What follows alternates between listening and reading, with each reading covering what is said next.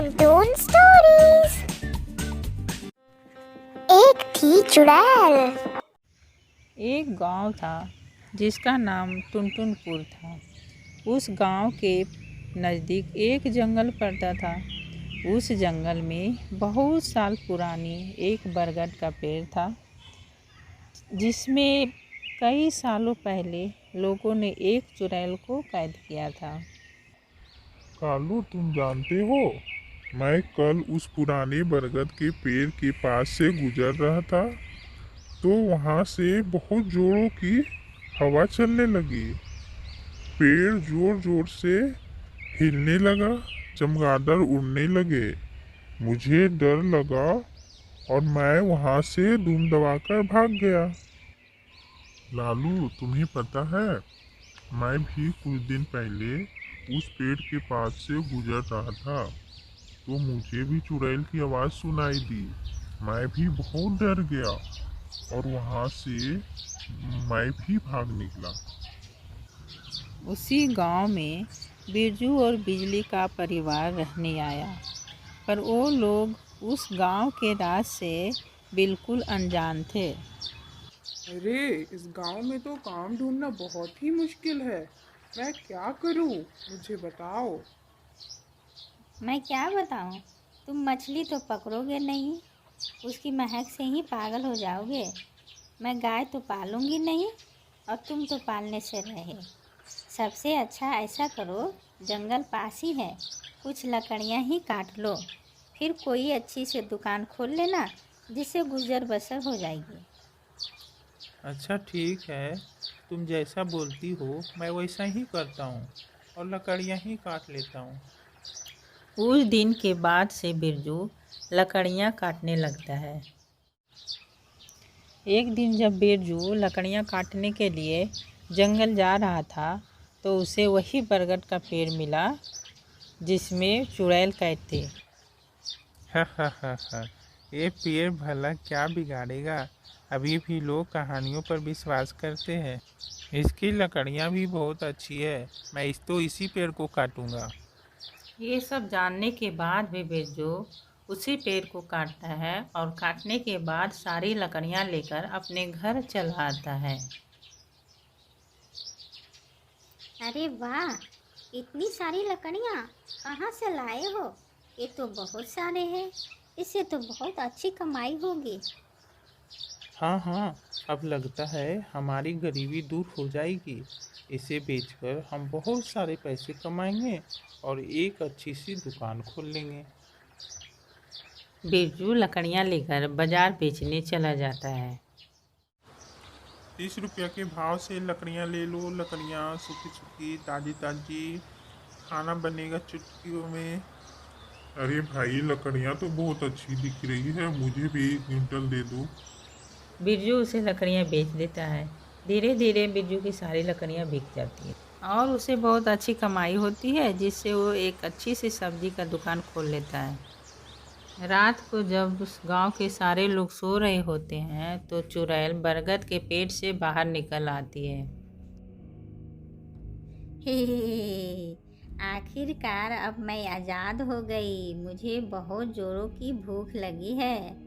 चलती हूँ, किसी बच्चे का शिकार बनाती हूँ। और वो अपने शिकार की खोज में एक जगह से दूसरे जगह भटकने लगे। आखिर में उसे रास्ते में एक बच्चा दिखाई दिया जो अपने पिता के साथ था। अरे, मुझे चुड़ैल क्यों दिखाई दे रही है? कहीं मेरी आंखों का धोखा तो नहीं है? ना ना, तेरे आंखों का कोई धोखा नहीं है। मैं तो सच में चुड़ैल ही हूँ। मैं बहुत दिनों से भूखी हूँ, इसलिए इस बच्चे को लेने आई हूँ। तुम मेरे बच्चे को कैसे ले जाओगी? इससे पहले तो तुम्हें मेरे लातों का स्वाद चखना पड़ेगा। और दोनों के बीच जमकर लाता घुसी होने लगता है। पापा नीचे क्यों सो गए? पहले मुझे बचाओ, फिर जितना सोते रहना उतना सोते रहना। मुझे चुड़ैल लेके जा रही है, बचाओ पापा। पर उसका पिता अपने बच्चे को बचा नहीं पाता है और वो रोने लगता है। इसके बाद दूसरे दिन सरपंच के पास जाता है और अपनी कहानी सुनाता है। हाँ हाँ, मैंने भी कल रातों में चुड़ैल को देखा था, किसी बच्चे को ले जाते हुए। अब इस गांव में चुड़ैल का साया है। अब हमारे बच्चे सुरक्षित नहीं है। सरपंच जी, कुछ कीजिए। अरे अरे, कहीं वो पेड़ तो नहीं कट गया जिसमें बरसों से चुड़ैल कैद थी? फिर तो हमारे गांव पर सामत आ जाएगी, किसी ने काट दिया होगा तो। सभी इंसान उस पेड़ को देखने के लिए जंगल चले जाते हैं जहाँ चुड़ैल पेड़ में कैद थे। जब सभी ने देखा कि पेड़ कटा हुआ है तो सभी के दिमाग में बिरजू का ख्याल आया, क्योंकि वैसा ही लकड़ियाँ बिरजू बेच रहा था और सभी बिरजू के घर चल दिया। क्या बिरजू, तुमने ही उस पेड़ को काटा है जिसमें चुड़ैल कैद थी? मैंने ही तो तुम्हारे यहाँ से वैसी लकड़ियाँ खरीदी है, तुमने ही उस पेड़ को काटा है। हाँ हाँ हाँ, हाँ सरपंच जी, मैंने ही उस पेड़ को काटा है, पर मुझे पता नहीं था कि उस पेड़ में चुड़ैल कैद है। मुझे तो लगा सिर्फ ये अफवाह है। मुझे माफ़ कर दीजिए सरपंच जी। अच्छा सरपंच जी, मैं ही कुछ करता हूँ। इसके बाद ये लोग वहाँ से चले जाते हैं। फिर थोड़ी देर बाद वहाँ पर बिजली आती है। हे भगवान, अपनी मोटी बुद्धि क्यों चलाने गए थे? जब वहाँ लिखा था तो तुम्हें दिखाई नहीं दिया? आंखें थी कि घोटियाँ? लो भुगतो। ओ भगवान, अब तुम मत शुरू हो जाओ। मैं तांत्रिक के पास जाता हूँ और कोई उपाय निकालता हूँ। बिरजू तांत्रिक के पास जाता है और चुड़ैल को भगाने के लिए मदद मांगता है। तांत्रिक जी, मेरा गांव बहुत मुसीबत में है। चुड़ैल को भगाने में मेरी मदद कीजिए। ठीक है, मैं कुछ करता हूँ। तुम ऐसा करो, उस चुड़ैल को मेरे पास किसी तरह से ले आओ। ठीक है बाबा, मैं किसी तरह से आपके पास लाता हूँ चुड़ैल को।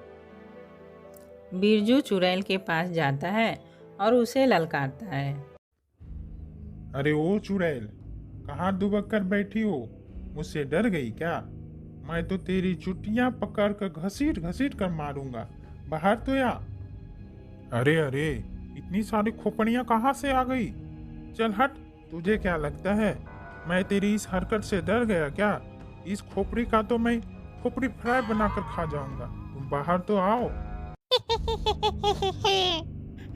अरे ओ मूर्ख, तुझे डर नहीं लगता क्या, जो एक चुड़ैल को ललकारने आ गया? मुझे किस बात का डर? डर तो तुझे लगना चाहिए। तेरा दादा आया है तुझसे मिलने, स्वागत नहीं करोगी क्या हमारा? लगता है सच में तुझे अपनी जान प्यारी नहीं है। रुक, मैं तुझे अभी सबक सिखाती हूँ। अभी तो बड़ा शेर बन रहा था, फिर भाग क्यों रहे हो भीगी बिल्ली की तरह? अच्छा, तो ये तेरी चाल थी मुझे इस गुफा में लाने की? हा, अब आई तुम मेरे कब्जे में।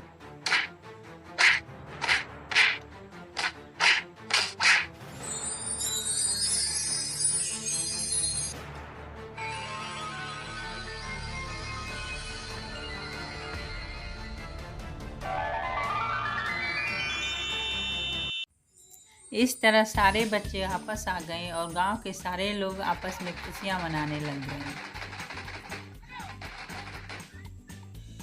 Thank you for watching.